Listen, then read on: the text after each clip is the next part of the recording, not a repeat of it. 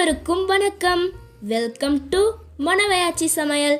இந்த காணொளியில பாரம்பரிய இனிப்பு பலகாரமான அதிரசத்தை எப்படி சுவையாகவும் மிருதுவாகவும் செய்கிற முறையை பார்க்கலாம். தேவையான பொருட்கள்: 2 கிலோ பச்சரிசி,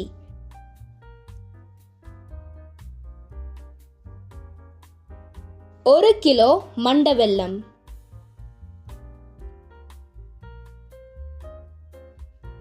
சுக்கு ஏலக்காய் பவுடர் 2 டீஸ்பூன். முதல்ல அரிசி மாவு ரெடி பண்ணிக்கலாம். பச்சரிசியை 2 மணி நேரம் ஊற போட்டு நல்லா கழுவி எடுத்து ஒரு சுத்தமான துணியில் கொட்டி நிழல்ல உலர விட்டுடலாம்.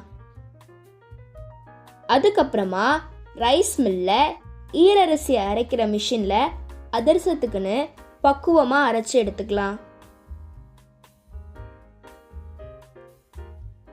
இப்போ வெல்லப்பாகு தயாரிக்கலாம். வெல்லத்தை உடைச்சி எடுத்து அது கூட 1/4 கிளாஸ் தண்ணி சேர்த்துக்கலாம்.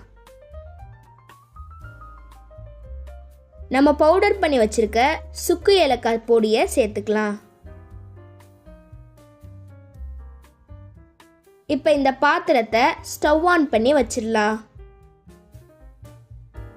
வெல்லம் நல்லா கரையிற வரைக்கும் கிண்டி விட்டுக்கிட்டே இருக்கணும். வெல்லம் நல்லா கரைஞ்சு வெல்லப்பாகு தயாராகிட்டு இருக்கு. வெல்லப்பாகை எப்போ இறக்கணும்னா நீங்கள் பார்க்குற மாதிரி நல்லா கொதி வந்து நொர கட்டுற ஸ்டேஜில் வெல்லப்பாகை இறக்கிடலாம். வெல்லப்பாகை இறக்குன உடனே நம்ம ரெடி பண்ணி வச்சிருக்க அரிசி மாவை கொஞ்சம் கொஞ்சமாக ஆட் பண்ணி அதை நல்லா கிண்டி விட்டுக்கலாம்.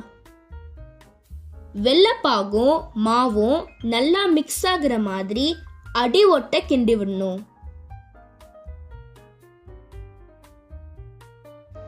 இப்போ அதிரச மாவு தயாராயிருச்சு. அதிரசத்தை உடனே போட முடியாது. அதிரச மாவை குறைஞ்சது 2 நாள் வச்சு புளிக்க விட்டுட்டு தான் போடணும். ஒரு பாத்திரத்தில் அதிரச மாவை எடுத்துக்கிட்டு ஒரு துளி சோடா உப்பு சேர்த்து நல்லா பிசைஞ்சு எடுத்துக்கலாம். அடுப்பில் கடாயை வச்சு எண்ணெய் சேர்த்து எண்ணெயை சூடுபடுத்தலாம். எண்ணெய் நல்லா சூடானதுக்கப்புறமா அதிரச மாவை இந்த மாதிரி சின்ன உருண்டையாக எடுத்து இலையில தட்டி நடுவில் ஓட்டை போட்டு கடாயில் போடலாம்.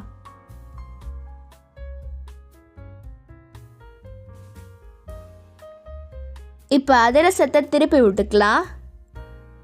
2 பக்கமும் நல்லா பொன்னிறமாக வேகிற வரைக்கும் திருப்பி விட்டுக்கலாம். இப்போ அதிரசம் பொன்னிறமாக வெந்துருச்சு. அரிச்சு எடுத்துடலாம்.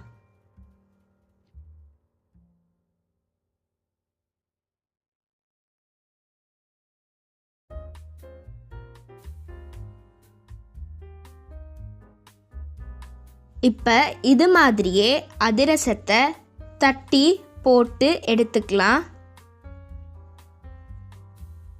சுவையான மிருதுவான அதிரசம் தயாராயிருச்சு. வாங்க டேஸ்ட் பண்ணி பார்க்கலாம்.